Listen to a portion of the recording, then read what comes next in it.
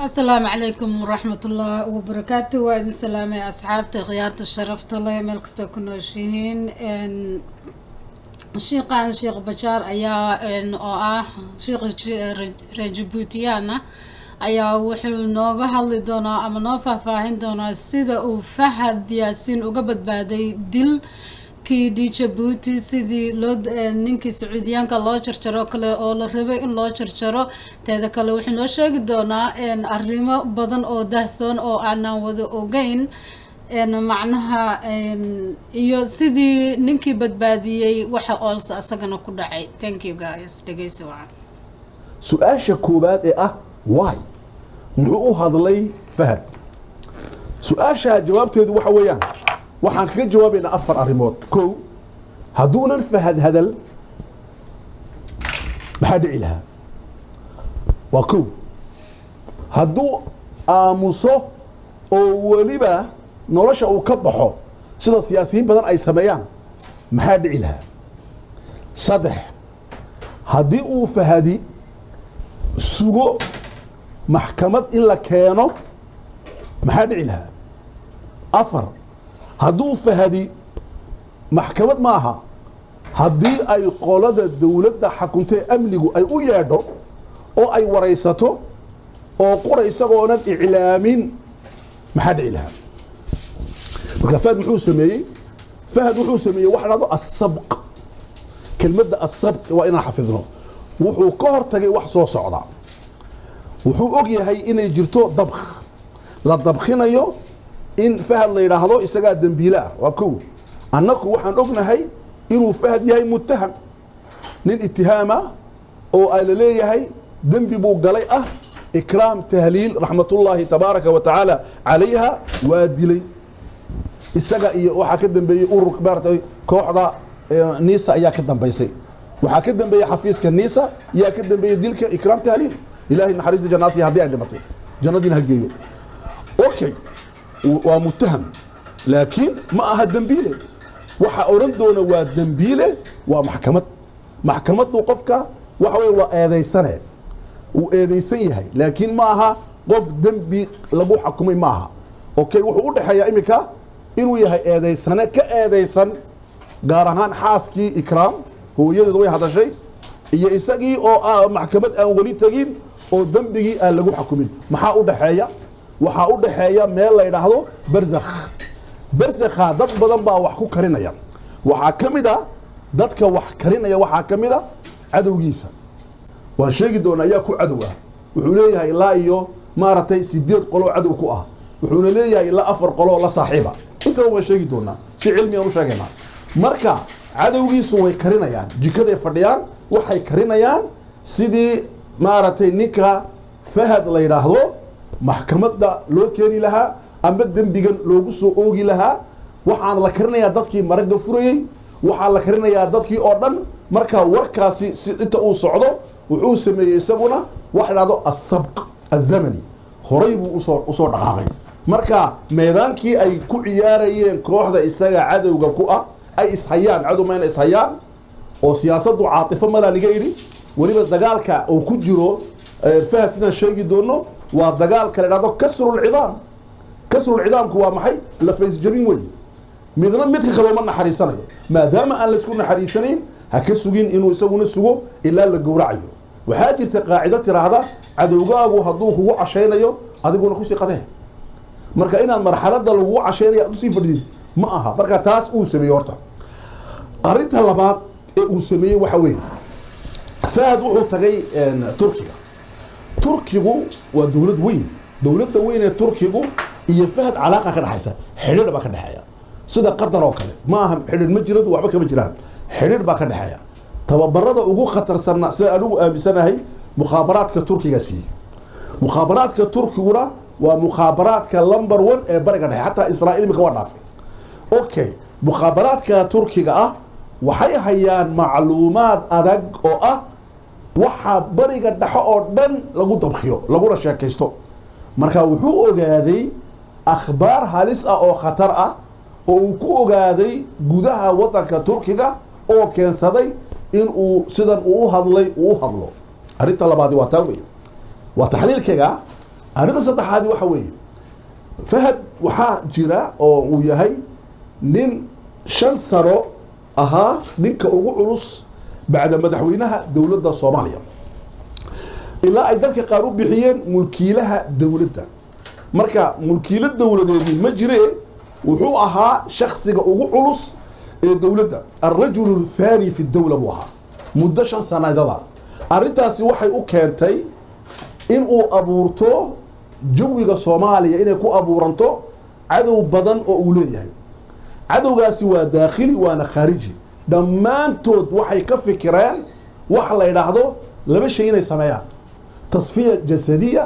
tasfiya macnawiya in jir ahaan laga takhaluso waana sheegi doonaa xaqiiqada dadku aynan ogeyn in la dilo la doonayo amba la xidho amba la waayo kow amba macnawiyan in laga takhaluso oo ah in qiimo loo yeelin uu noqdo qof aanan maalaayacniya oo ummada lagu diri karo marka isagu wuxuu sameeyay halkaana sabqi buu ka sameeyay uu soo dhaadhacay warbixin adag oo uu bixiyay sida aan sheegi doono si ka degan madaxda Soomaalidu markay hadlayaan ayuu u bixiyay arrintaasina waa arrin muhiim ah arrinta kale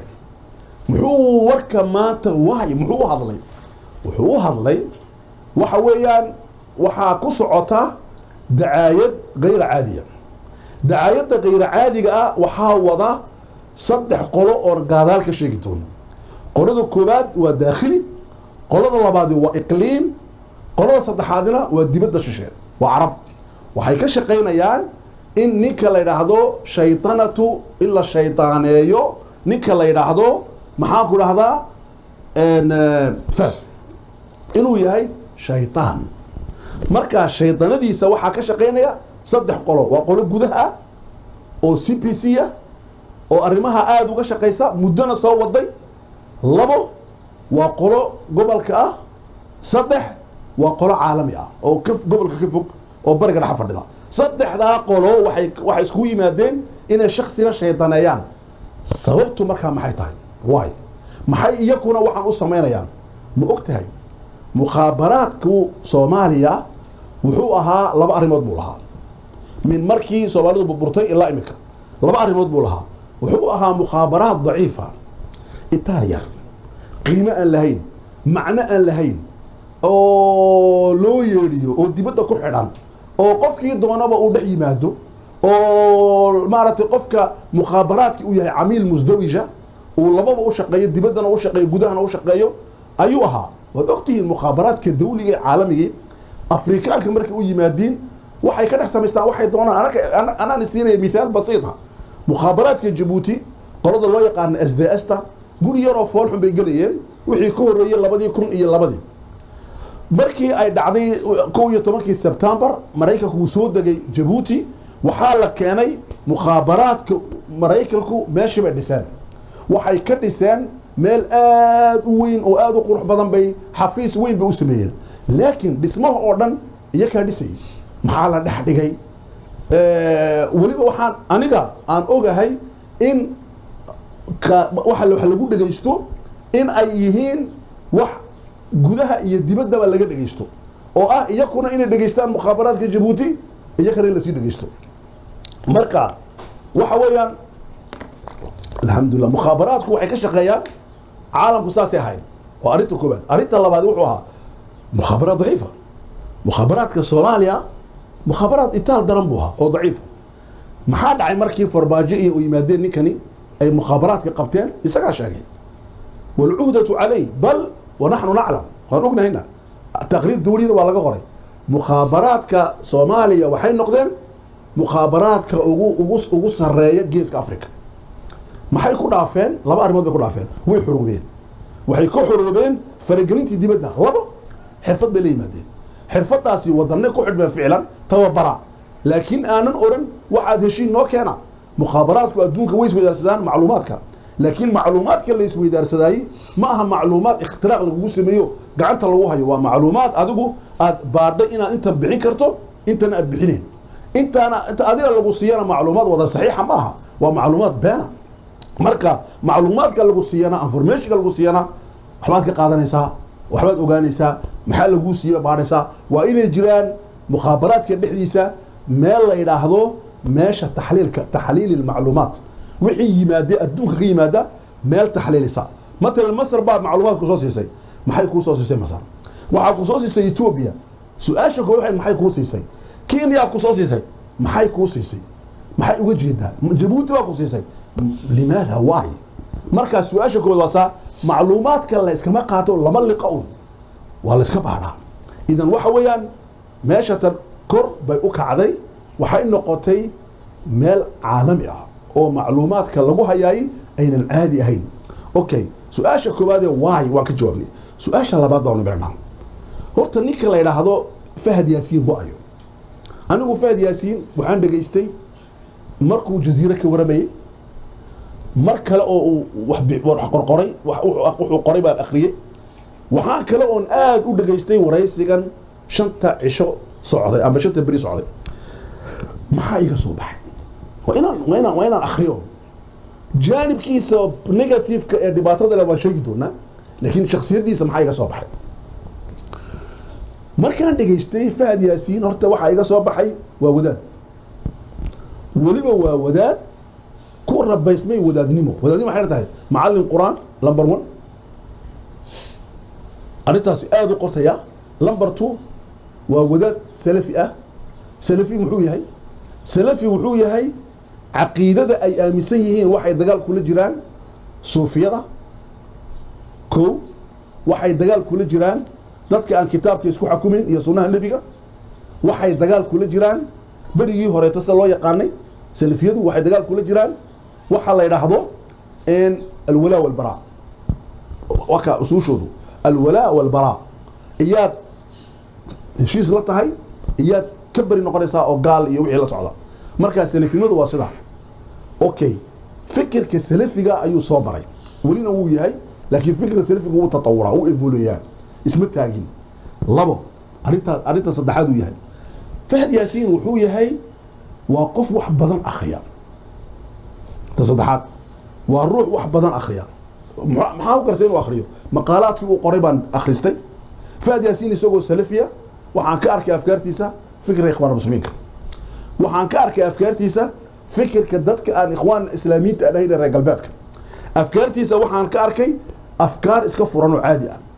marka qoraaladiisii marka aan daba galay waxa iga soo baxay in uu yahay qof akhristiisu ay ballaaran tahay okay arinta kale ii soo baxday wax weeyaan Fahad Yaasiin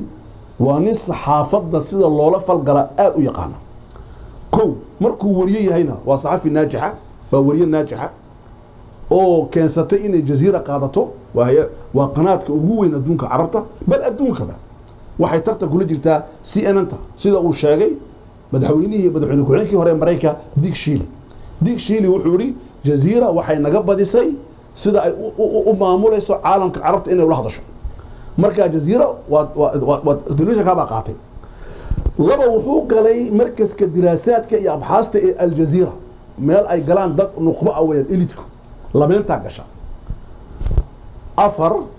wuxuu noqday jaziira dhexdeeda dadka jaziira ay qanawaadkeegu ay muhiim maaratay dadka u doorta ayuu galay geeska Afrika oo dhan isaga dadka dooranay okay marka halkaasina waa saxafi naajixa arinta kale yaab kala badan la wax weeyaan wuxuu naajix ku yahay in uu noqdo raqam lambar culus inuu noqdo waxaan kama hadlayna anagu muu noqday mise ma noqon uu noqdayba sidoo uu noqday markuu xasan sheekh la shaqeynayna lambar culus buu ahaa samaynta dawladda labo marka uu ka tagay uu farmaajo raacayna lambar culus buu noqday samayntii dawladda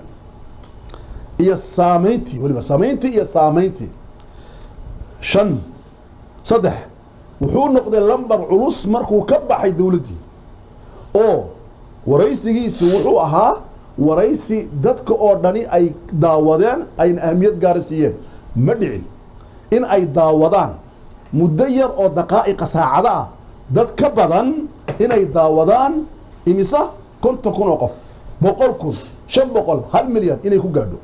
wuxuu la tartamay adduunyada waxa ka soo baxay ee aadka loo daawado ayuu la tartamay marka taaqadaysa inuu yahay lambar culus waxa uu yahay lambar culus waxaa ku tusaya in ay la dagaalameen dowlado inay la dagaalameen siyaasiyiin waaweyn lambar culus inuu kutusaya in baarlamanka doorashadii uu ku soo baxay in loo diido dictatoriyada laga sheekaya dictatoriyada markaan ka cabsoona dictatoriyadu waa 9 mar baan ka adli doonaa laakiin dictatoriya la isticmaalay in doorashadii dadka kale ay ku soo wada baxeen oo dhan inuu ku soo baxo laakiin isaga la yiraahdo ma gali kartid oo loo diido maxaa yeelay waxay yiraahdeen hadduu baarlamanka noo dhex fadhiisto farmaajo madaxweyne noqonaya waxay yiraahdeen hadduu ma aragtay baarlamanka galo wax badan buu helaya qaar baa la xasaan u helayo maxkamadda ma taagi karayo xasaanada waa laga qaadaa qofka si maxkamad loo geeyo waxyaalaha khaladada ka mid tahay marka taasina waxay ku tusisaa inuu yahay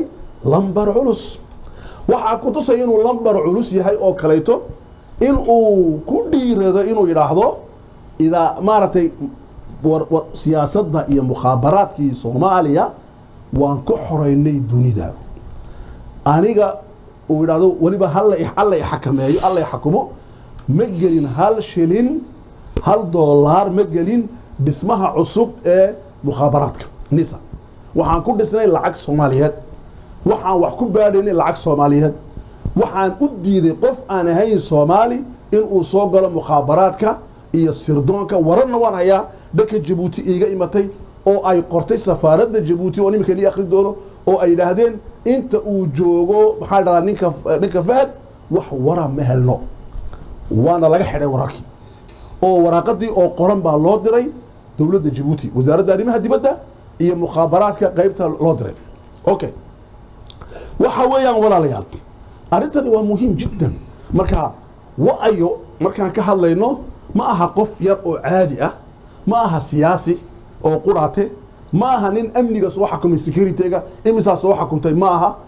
waa nin culus laakiin waxa cajiiba waxa weeyaan waa nin culus oo waliba dadku aynan reeraha aanan culayska lagu tilmaamin lagu daray ilaan Soomaalidu waxay sameysay wax dhaado 4.5 waxay dhaadeen kooxda 0.5kii male awoodda ay leeyihiin kooxada afarta reere hal laga dhigay kuwa nuska ah ayuu ka mid yahay bay dhaadeen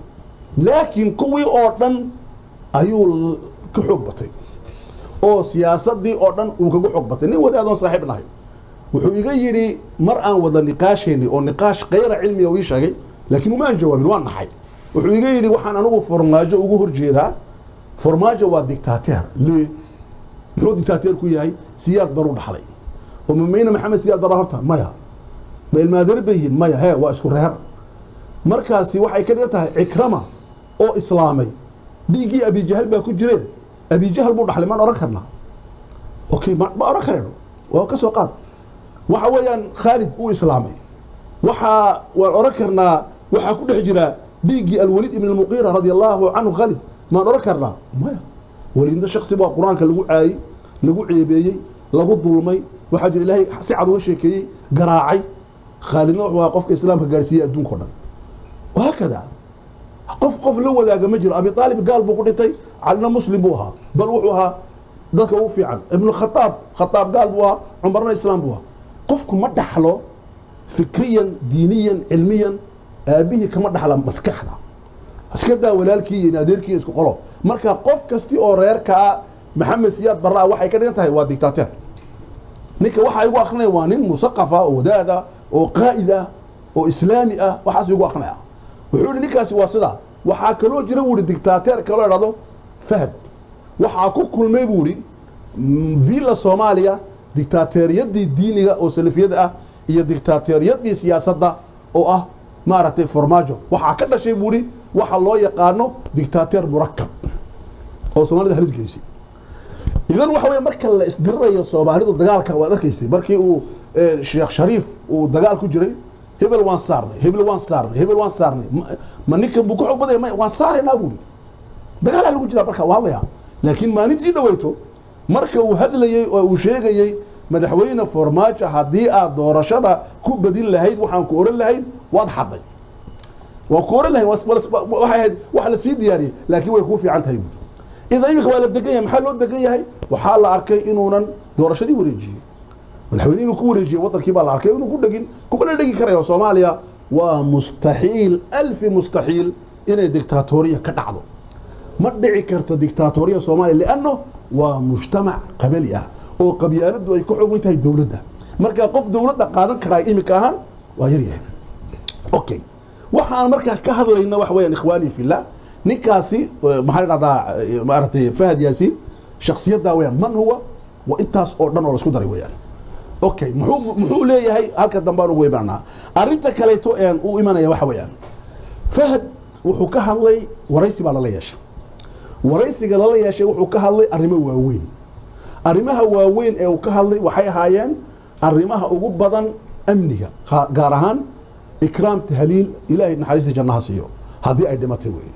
dambigana ha dhaafo waxa weeyaan ikhwaani fillah anu markii ikraam la waayay waxaan ka hadlay ikraam iyo dilay iyay maslaxadii ugu jirta ikraam inay disho waa sheegay mukhaabaraadku way dili karaan qaar dawladda ku dhex jira oo ka horjeeda dawladda farmaajo way dili karaan waxa kaloo dili kara dad dibadda ah oo inay laaqaan doonaya dawladda iyo gudaha inay laaqaan doonaya waxa kaloo dili kara dad kaleeto oo inta mid aan ahayn marka maxaa loo baahan yahay waxa loo baahan yahay wax loo yaqaano al-bahthul jinaa'i al-bahthul jinaa'i waa maxay in criminalka dhacay la baaro waxa baara dad la yiraahdo al-baahisuuna fil junaat dambiyada dad baa baara dadka baara dambiyada waxay eegaan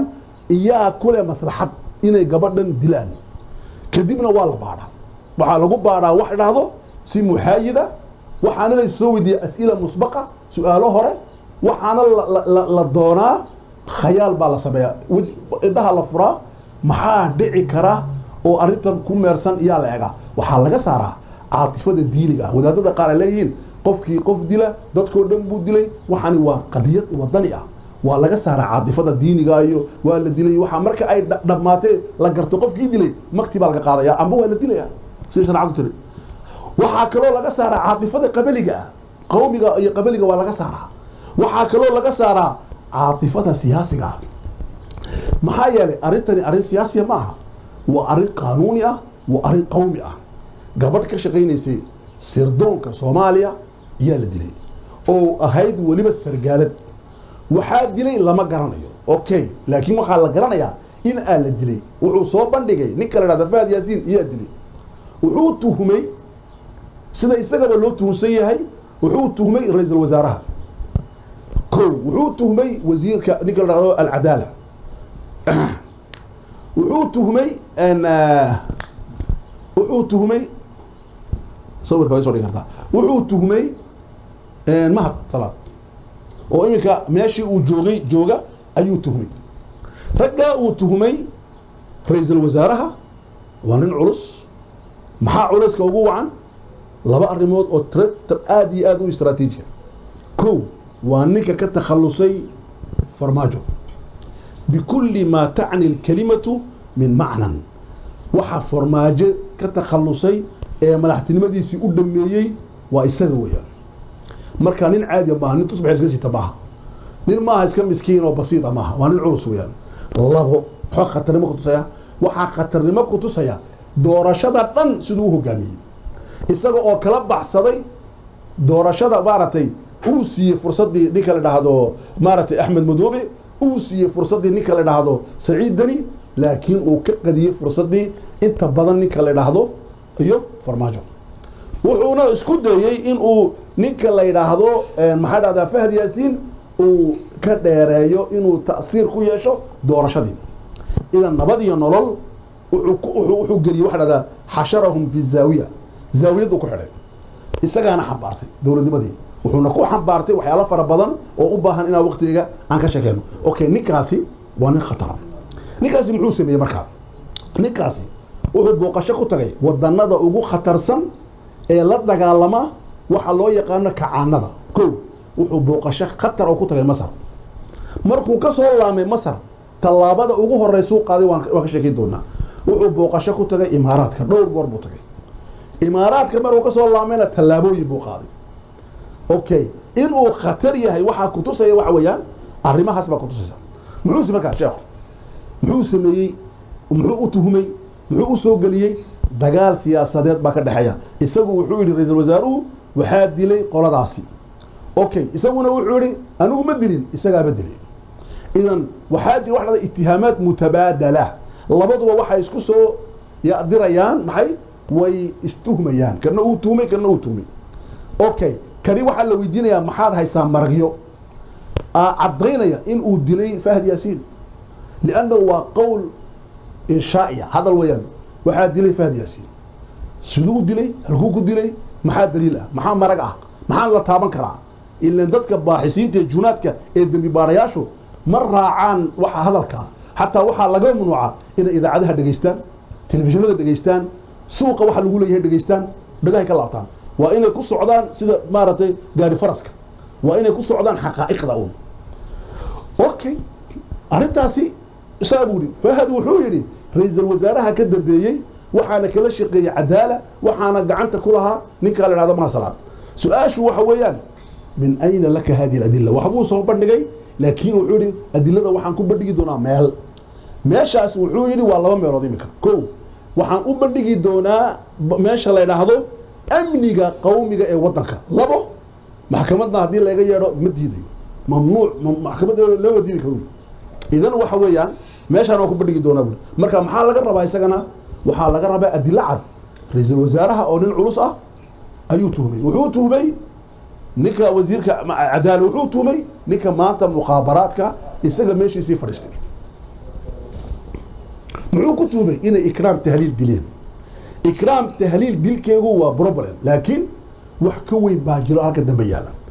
أرنتاسي مركا خطرت وحويان إخواني في الله وحيالة عجيبك وحا كميدا markii la rabay in laga takhaluso isaga wuxuu sheegay in ay ka shaqeynayeen shan qodob kow waxa ka shaqeeyay ra'iisul wasaaraha waxa kala shaqeeyay ra'iisul wasaaraha waa lambar 2 waxa kala shaqeeyay buu ra'iisul wasaaraha mukhaabaraadka imaaraadka dalka Soomaaliya meeshuu ka shaqeyn jiray saddex waxa kala shaqeeyay safaaradda Djibouti afar waxa kala shaqeysay dawladda isagu ma sheegin ana sheegaya دولة إماراتك شن وحكى شقيسي نكال هذا عبد الله عبدي هو حكومة بوليس كجيبوتي كأ مارتي هجامي وحين السنة يصير ما أنت على النهاية وحويان إن لقيت تخلص إلا دوني صدق حريبات بطالة ديارات بقى سوق عيسى إماراتك إن قادتها سجى ديارات إماراتك سوق عيسى وحيا هيد إن يسجى قادته كدبنا halkee geenaysa sidii khaashaqshi loo dilay ninkii loo oran jiray Sacuudiga ahaa in la googooyahay kadibna meel loo diro waa number 1 number 2 waxa laga shaqeynayay in laga saaro mataarka oo la geeyo hadii taahir gali weydo hotel kana wixii ku qabsanay oo ku qabsado waa talabaad arinta saddexaad waxay ahayd ninka la yiraahdo Abdullaahi Abdi wuxuu rabay in uu sumeeyo wayna sheekaysanayeen dadka amarka soo siiyay iyo isagu marka waxa in la sumeeyo maanta saaka oo nila hadlayo amarta galabta aan nila hadlayo oo aan joogo maartay magaalada Minneapolis Minnesota inkuna aad joogtiin in badan geeska Afrika waxa weeyaan waxaan idin sheegayaa ninkii in uu ka takhaluso ahaa oo la yiraahdo Abdullaahi Abdi dawladda Djibouti way xidhay waxaana lagu xidhay waxyaalo kale laakiin waxa ugu culus ee lagu xidhay waxa weeyaan waa ninta Fahad wuxuu hayaa sir culus buu hayaa ninkii maanta wuxuu ku jiraa dhakhtarka la yiraahdo al-mustashfa as-Sudani dhakhtarka Suudaan la yiraahdo ay Djibouti ku leedahay dhakhtarkaas oo la keeno qofkii sii socday laga takhalusay dawladda Djibouti ee dilayso marka ninka wuxuu la yiraahdaa waa kanzi buu ahaa kayd istaraatiijiya oo asraarta aqalka madaxweynaha Djibouti Ismaaciil Umar iyo Khadra Xayd ay hayaan ninka xajinaya buu ahaa dad badan oo ka takhalusay maanta sirta Fahad lagu dilay isaga haya yaa badbaadiyay marka Fahad wuxuu inii sheegay qaar kamid ah xukuumadda Djibouti ba ay badbaadiyay war cad waxaan ku hayaa in uu badbaadiyay ninka la yiraahdo Xasan Saciid waa ninka xukuma sirdoonka Djibouti SDS ninkaasi wuxuu markuu baqlay ninkii mukhaabaraadka ahaa ee dalka Soomaaliya iyaa ku xaniman mataarka Djibouti wuxuu yimid mataarkii wuxuu yaa haystaa waxa lagu yiri waxa haystaa Abdullaahi Abdi ninka rada booliska xukuma oo muxuu haystaa waxaa loo sheegay wixii dadka loo sheego ah diyaaradda xun iyo waxan baa kharaaba iyo waxan wuxuu hayaa warka ka soo baxay dowladdii turkiga oo dhahday diyaaradda oo dhammaan dadkii rakaabka ha sida waa inay ku soo noqoto waddanka turkiga markaas wuxuu yidhi waxaan hayaa warkan oo iga soo gaadhay safaaraddii turkiga waxaa muhiim ah wasiirka arrimaha dibadda wixii oo dhan waxaa muhiim ah in ninkan la sii daayo arrintaasina waxaa cirka ku shareeray wuxuu ahaa dowladda soomaaliya oo gaadhsiisay jabuuti turkigana gaadhsiisay amniga fahad inay mas-uul ka yihiin turkiga iyo jabuuti markaa ninkii khadki waa ka baxay cabdillahi cabdi laakiin cabdillahi cabdi wuxuu hayaa sheekadii dhex martay inay imaaraadku imato inay qaadato in la sumeeyo sirooyaadkii la dhigay iyo in la dilo oo lagu dilo maaragtay hoteelada jabuuti ka mid ah intaas oo dhani waxay sirooyaadkii la dhigaa number 1 number 2 number 3 ABC ba ahayd waxaa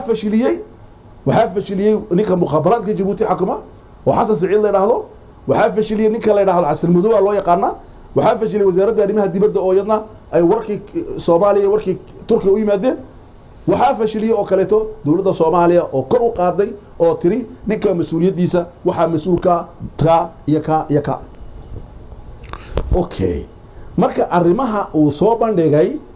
waxa weeyaan fahad wuxuu yahay maanta waa kayd sir oo laba lugood oo socda waa kayd istaraatiiji ah wuxuu hayaa khilaafkii Kenya iyo Soomaaliya intuu leeyahay halkuu ka bilaabmay ninka qura ee si sir ah u hayo weeyaan wuxuu hayaa khilaafkii Ethiopia halkuu ku dhamaaday maxaana isbedel ku dhacay wuxuu hayaa Eritrea ciyaalkii la geeyay halkay joogaan wuxuu hayaa gudaha Soomaaliya maxaa ka socda kulluha gacantiisa ku jiraan marka muxuu yahay waa kayd istaraatiiji ah oo siyaasi ah oo amni ah macluumaadka uu hayana waa ta keentay in gurigiisi la weeraro limaada guriga loo weeraray maxaa guriga laga doonay qofka maxkamadda la taagi dara guriga ma la ilaaliyo ma askartu ku meersamaan ay dhahdaan markuu soo noqday loo yeedho maxkamadda waxaa la oran doonaa waxaan soo qaad macluumaadkii keen ma la dhahdo limaada waxaas oo dhan wuxuu ku tusayaa khutuuradda uu leeyahay ninka kani iyo halista uu leeyahay ninka kani okay taana waa ka baxnay su-aasha waxaan marnaa tawqiidka muxuu hadli waayey markii ay dowladda u dhex fadhiyay uu sheegay isagu laba shay buu sheegay waxaan ku daray laba shay oo kale muxuu hadli waayey waqtiguu dowladda dhex fadhiyey uu sheegi waayey asraarta u hayo su-aashu waxa weeyaan ayuu u sheegay waqtiga aynu waxaani dhacayeen dowladdu way burburtayba dowladda Soomaaliya maamulkeedu uu burburay muxuu ku burburay wuxuu ku burburay qolo raacsan farmaajo iyo qolo raacsan Roble wuxuu ku burburay arrinta ka khatarsan wuxuu ku burburay dowladda maaragtay cumqigeegii arkaanteedii way kala tageen way isku iman kari waayeen majliskii amniga qowmiga ee dowladdu uu shiri kari waayey halkuu warka ku sheegi karaa lama hayo meel war ku sheego marka warka inuu sheego isagu wuxuu dhaanu saxaafadna ma siinaya maxkamadda ma siinaya warka waxaan siinayaa meel war kala siiyaa jirta amni qowmiga madaxweynaha xukuma ra'iisul wasaaraha ka soo qayb gala wadanada qaar laakiin lama garan karo Soomaaliya wuxuu uga qayb galo madaxweynuhu hadduu kol joogo waa inay joogaan ciidamadu waa inay joogaan wasaaradda dibadda wasaaradda gudaha iyo waa inay joogaan maaragtay dadka saas la mid ah laakiin dowladdu waa dowlad ri'aasiya madaxweynaha warka la siiyaa madaxweyne ku-xigeenka xataa soo maaragtay lama siiyo marka qaarkood marka taasi waa muhiim jiddan waxaa la siiyo waa taawayaan arrinta kale wuxuu yidhi markaa arrintaa waqtigaa u sheegi waayey muxuu dib ugu dhigi waayey waa waxa dhacaya waa inuu degdeg u sheego sabqi zamaniga waa inuu ilaaliyo waqtiga waa inuu ilaaliyo waqtiga waa muhiim okay dadka qaar waxay leeyihiin ma waxaa jira dagaal la doonayo in xasan sheekh oo madaxweynihii waddanka ah in hoos loo dhigo xafladihiisii oo dadka lagu mashquuliyo dhismaha guriga madaxweynaha iyo arrintani ninkan maxaa dhahdaa fahad warka uu keenay oo ay suuqa qabsadaan ma taasa haddaan u fikirno sida muraahaqada ya dadka loo yaqaano maaragtay adolescenska ee yaryar haddaan u fikirno taasaan qaadanayna laakiin haddaan u fikirno sidii nin siyaasi ah waxa weeyaan taas maaha ee waxa weeyaan waxa meesha keenay in uu waqtigan hadlo waa arrin amni ah waa securitygiisa siyaasiga ayuu ilaalinayay amnigiisuu ilaalinayaa noloshiisuu ilaalinayaa sumcaddiisuu ilaalinayaa intaas oo dhan buu dhowrayaa okay intaas waa ka baxay سؤال خطر كان هذا مركا أفر ستيد هذا الكيسي اللي كان محارونها محار بينها محا حقيقة مع الحقيقة هين صدح قاعدة نسيرها القاعدة ذوك واضح ويان أنا مهم معها إنه بين شيء إنه روش شيء معنا أي شيء سمجراني دليل بنسويها وحو يلي دليل بانك دوانيا وحل لغا يلي دليل بانك دوانيا دليل كاي حكومة دليلكم معها قبل الناس اللي كشقين يسون ناس هذا الشيء رحمة الله عليها معها دليل وحاسي دليلكم معها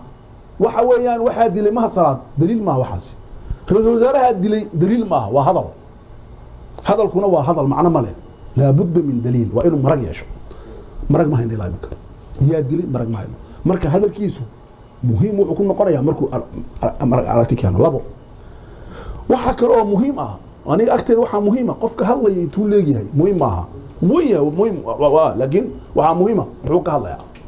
صدح أنا مهم إيه معها قفك ومعارض صعب كانوا تبي يو محافظ وصعب كانوا تبي أنا وحي مشاكل صعب كا وحي مشاكل أم بطن أم بهتمين يلجر أم بيجر أكتر وإبر ساوية زيرو معنى أي لا ده مجنون وحبنا يبقى كورنا سبحانه من ناقص لكن أنا وحي ترى يوم حي وحي ترى حقيقة دي اللي قالوا سيدا درادين مركا أن هذا الكيس أوفر صدق حريمات بان كلا صباح كو ننكر صوريس كو قبعه قوة في الشخصية حب لابو وهذاك بوزيتيفكي نين waxa uu ka hadlayo sida uu uga hadlayo garanaya bartay sida dadka loo qanciyo macluumaadka sida ugu fudud u gaarsiinaya saddex waxa iga soo baxay inuu garanayo dadka is hayaan yihiin dadka is hayaan waayo manigi sheegay guduhu waa saddex waxay is hayaan madax mucaarada waxay is hayaan madax imika dawladda qabatay waxay is hayaan dad u naca muxuu u najaxay u guuleystay isagoo wadaada labo waxay is hayaan dawlado Kenya iyo waxay is hayaan dawlado jaara Djibouti waxay is hayaan dawlado caalami ah oo ay kamid tahay Imaaraadka Sacuudiga iyo Masar bas hayaan marka ninkani dadkaas oo dhan way is hayaan uu garanaya dadku la hadlayo iyo isaga ay sayn dad badan oo shicibka Soomaaliya isma hayaan way tirsadaan labo isma hayaan Eritrea Ethiopia isma hayaan Qatar Turkiga isma hayaan dadka waa isku xulufo isku meel yihiin marka uu garanaya risaaladiisa ayuu diraya ayuuna ka hadlaya ayuuna la hadlaya uu garanaya okay taan waa fahmay okay waxa weeyaan hadaba arinta halista wax weeyaan shakhsiyadiisu waa taas dhinaca wanaaga dhinaca kaleeto shakhsiyadiisu waa maxay waxaan aad ugu horjeestay markuu yiri dawladda waxa ugu labarwan ah ee ugu fiican waa maxay waa midli waa mukhaabaraadka la dawladda mukhaabaraadkeegu uu ka baraaro dawladnimada waa laga cabsoodaa dawladda waxa ugu muhiimsan waa maxay waa xuquuqda bini'aadamka waa xurriyadda waa cadaaladda waa educationka waa caafimaadka waa dhismaha dawladdu waxay leedahay afar awoodood waxay leedahay awoodda ilaalinta awoodda difaaca awoodda kobcinta awoodda ilaalinta awoodda kobcinta iyo waxa markaa awoodda difaaca ximaayada amnigu waa ximaaya wadanku ilaaliya laakiin waxa ka horeeya kuwa kale toodhan baa ka horeeya awoodaha kale ka horeeya marka taasi waan ka naxay markuu yiri isha dawladdu waa mukhaabaraad arinta labaad aan ku diiday waxa kamid ahaa in uu ma aragtay dadka is hayaan run ahaan weerar lixaad ayuu ku qaaday marka intaas waa intaas maxaa ku tusayay inuu mararka qaarkood marka aad luqadda jasadka jirka eegtid mararka qaarkood waxay dhahdaan culimmadu markuu qofku cirka eego hadduu hadlayo waxaa ku jira afar arrimood fikrad uunan ogeyn oo kusoo biirto inuu fikra u baahan tahay labo malal inuu ka daalay su-aalahan ama waxaan la weydiinaya saddex inuu ixbaad qaaday uu qoostay ugu dambaysa maxay inuu cadhaysan yahay culimada jirka ka sheekeeya luqadoo dhan inta waxaan aad ula yaabay gacmihiisu meel kale ma aadayn qaar baa soo qaaday inuu sidan lahaa dad badan baa saa idhahda ragga fikroo dhan qaar baa saa idhahda qaar baa sidaa idhahda qaar baa sidan idhahda qaar baa sidaa idhaahdo qaar baa sidaa idhaahda intaasoo dhan waa caalam lagu fikiro maaha wax dhibaato ah laakiin ta dhibaatadii waa taween inuu cilki eegay limaada waay afartaa mid unbu ahaa marka isagay ku maqan tahay inuu ka jawaabo marka ikhwaani fillah waxa weeyaan wuxuu ka hadlay waxay ahayd arrimo halis ah oo amniga dalka taabanaya waxaana kala soo baxnay inuu yahay nin halis ah oo akhristiisu aynan caadi ahayn waxaan aad ula yaabay oo inaan ka baxan jeclahay waxaa lagu yidhi marka aad hawsha ka baxdid maxaad qabataa aad baan ula yaabay wuxuu yidhi waxaa lagu yidhi sinimo ma weli ma gashay sinimo may buu yidhi ma ciyaartaa baa lagu yidhi sport may buu yidhi waxaa lagu yidhi maxaad qabataa anu wuxuu yidhi waxaan ahay qof jiddi ah waxaan akhriyaa bas marka waqti hore waxbaan akhriyaa aad baan ugu farxay inuu wax akhriyo wuxuu yidhi taariikhdan akhriyaa aad baan ugu farxay taas laakiin ma jeclaysan inuu idhaahdo waan dursanahay ma jeclaysan hargabaa haya ma jeclaysan inuu idhaahdo shinimo weli ma gelin dad loo haysta soomaalida xitaa wadaadada qaarkood inuu shinimogu xaaraan yahay laa shinimooga marta reer galbeed la joogo shinimooga waa la galaa limaada waxaa jira shinimo arshiif ah taariikh ka warramaya ku ka warramaya jira filin ka warramaya ciyaaro filin taariikh filin sport filin maaragtay wax badan bay filmaanta ka warramaan filmaanta wada xumaan maaha number one weliba khastan isaga waa inuu filmaanta daawado oo daawado filmaanta booliska filmaanta boolisiga waa inuu daawado arrinta kaleete yaabka badan wuxuu yidhi sport ma ciyaaro waa inuu qofku jiim uu tago uu sporti ciyaaro isagoo kaleeto waa muhiim waa inuu dhidido marka taasina waa yani faraaqa badan arrintaasi